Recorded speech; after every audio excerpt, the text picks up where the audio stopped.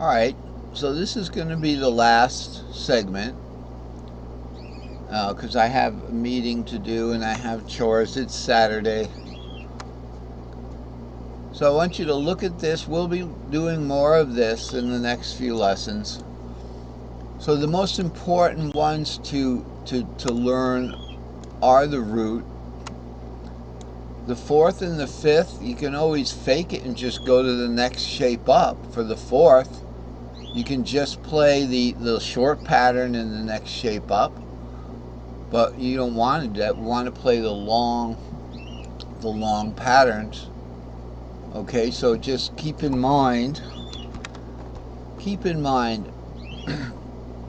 we have the E, the S4E is E shaped, and our root pattern for the S3XL is A shaped. We call it A shaped because it's the bottom part of the A cage where E becomes the fifth there. Now the A cage would go to cage, C-A-G. G would be on top here. Okay, and when you hit when this hits the tuning warp, these two guys, this 3, 5, 6 root, will put themselves in place of the G. This won't be played because you only have 6 strings. So that's E shape and A shape. The fourth of those, okay, are D shape and A shape, and the fifth is just one more letter up from that. So one letter up from D is E, one letter up from A, pentatonic scale, is the C shape. You know, so, and then we can, you want to kind of like see what these shapes are. This is like a backwards L, and this is like a backwards 7. But you don't have to actually do it that way. So we can look at another one. Let's look at the D shape here, or perhaps the G shape would be the easiest for where we're going to play it. So we have the G shape starts with an S2G. Okay, and that is just the top 2 strings of that S4L, of that S4E. So it's 6 root 2, 3. We're looking at this pentatonically now, but we don't have to. When we're playing a song, we're going C to F to G, G7, right? When we're doing that, we're going to play diatonic on that C. So we're going to use the long E pattern there.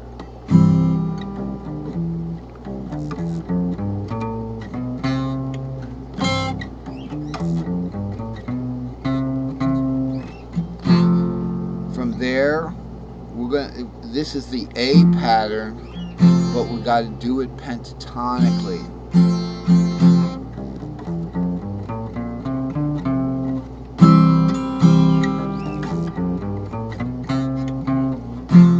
So you can always do the root diatonically or pentatonically.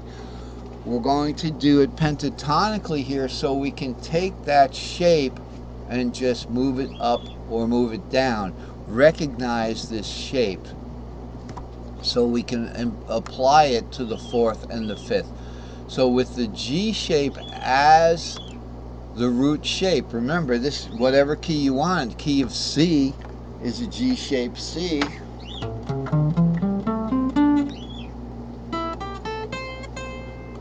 G shape C.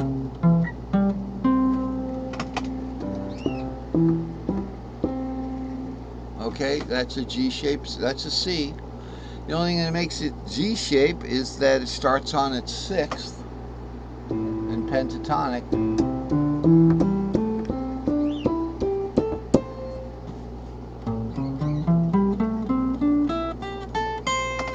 Okay, so that's what gives it this G shape. What inversion is it doing in the the 5-member chord? You know, the 5-member chord of of the pentatonic chord.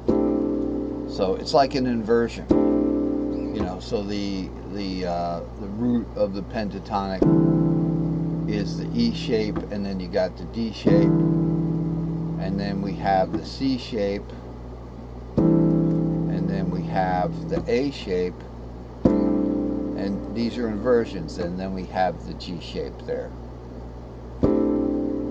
Okay, those are pentatonic inversions, using pentatonics as a chord. That'd be a pretty cool thing to do. Anyway, so we want to look at the regular shapes. We've got an S2G there, okay, and yeah, you're looking at a short G shape there. So that G pentatonic is going to be shaped like those first two bottom strings. 6 root 2 3. You know, in your G, you've got that long interval with the root right there. Now, we're going to go into our long pattern here. 5 6 root 2 3. But now 5 6 is warped up. Wait, what happened? What happened to my long pattern that looks like this? It's shaped like, I thought you said this was shaped like, you know, whatever this is shaped like. This is the shape. 2 over here, long there, and 2 there. Okay, so, you know, we've seen this shape before. Not sure exactly how to put a shape to it. You know, it's kind of like a sideways 7. If you look at this as a long 7, and look at this as a sideways L. If we did something kind of crazy to it, if I took that and just expanded it like that and put it like that, it kind of looks like a long 7 and then a long L like that, a sideways 7 and a long L like that. So if I wanted to try to move that image, let's say we're going to move it, rotate it right. See, it did this to me yesterday. Alright, so here I've done some strange things to this, but if you turn it on its side, it looks like a 7 here and an L here. You see that? I don't know if people have trouble with that, but this would be like the 7 shape, like here, and then we'll just change colors to the L shape. Would be like that. Okay, and then if we put this thing out of its misery, there it is. It's kind of like a 7L, but it's sideways.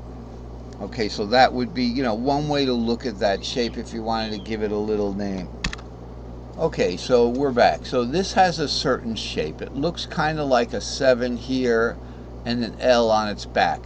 So the long part of the L would be there and its legs would be up here. That would be kind of like an L on its back. The 7 would be like kind of a person doing push-ups there with their knee down. You know, this would be the backbone, this would be their arm. So that kind of thing. Now the question is, what happened to our great shape that was that 7L on its side? Now look, 5 6 root 2 3. Whoa, the 5 6 is way over here. That's because of the tuning warp. So we've got the same shape, but this is a pattern. That's P4 tuning. Okay, it has no tuning warp. All right. Same thing with this. It's P4 tuning. All of these patterns, all of them have to be put through the tuning warp. All of the patterns. The S5G, it has to be put through the tuning warp. So if I'm going to play in the G box there, I'm going to do a nice long S5G there. In this G box here, right here, going to start 6 7. Okay. Now I have to warp up the 3 4 5, and then I go straight up from there back to regular tuning. Hey, it's been a great lesson. I hope this has been helpful.